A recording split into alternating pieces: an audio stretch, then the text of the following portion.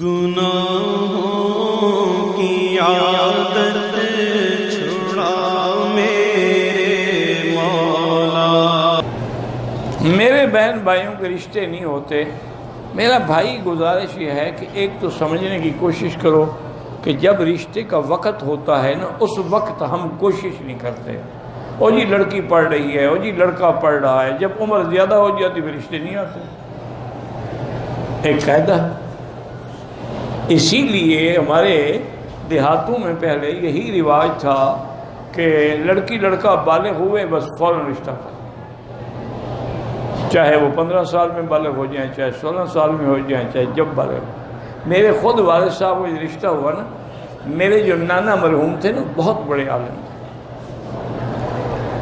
یعنی میرے والد صاحب جب پڑھتے تھے نا اس وقت وہ پڑھاتے تھے، اس وقت بھی وہ عالم تھے اور والد صاحب ابھی پڑھ رہے تھے، لیکن بدقسمتی ہے کہ بریلوی عالم تھے۔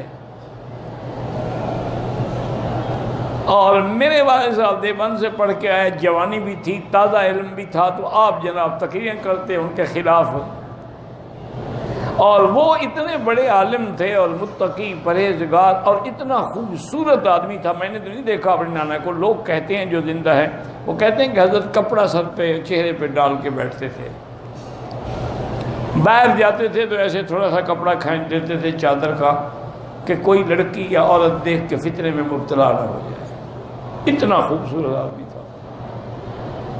بہرحال قصہ یہ ہے، والد صاحب فرماتے ہیں کہ میں بیٹھا ہوا تھا، اس وقت ہمارے غربت کی انتہا تھی، یعنی وہاں مسجد کے ساتھ جگہ تھی، اسی کے اندر وہ تھوڑا بہت ساگ واگ لگا لیتے تھے، وہ اسی پہ گزارا ہوتا تھا، طلباء کا بھی اور والد صاحب کا بھی۔ اور مسجد تھی وہ بھی چھوٹی سی، اور ایک شیشم کا بہت بڑا درخت تھا پرانے وقت، اس کے سائے کے نیچے بیٹھ کے والد صاحب تعلیم دیتے تھے۔ غربت کا عالم تھا، غربت کی انتہا تھی۔ والد صاحب فرماتے ہیں کہ میں بخاری شریف پتہ نہیں کوئی کتاب پڑھا، دیکھا تو میں نے دیکھا کہ مولانا تشریف لا رہے ہیں۔ میں حیران ہو گیا کہ مولانا غلام رسول صاحب میرے مدرسے میں کیسے آئے۔ میں خیر جلدی سے اٹھا، بزرگ تھے، عالم تھے، میں نے ان کی گھوڑی پکڑی، طلباء سے کہا کہ گھوڑی کی طرف لے جاؤ۔ ایک ٹوٹی پھوٹی چارپائی تھی، اس پہ آ کے حضرت کو بٹھایا۔ میں نے کہا حضرت کیسے تشریف لائے؟ فرمانے لگے بھائی میری لڑکی رات بالغ ہو گئی ہے، میں تمہیں رشتہ دینے کے لیے آیا۔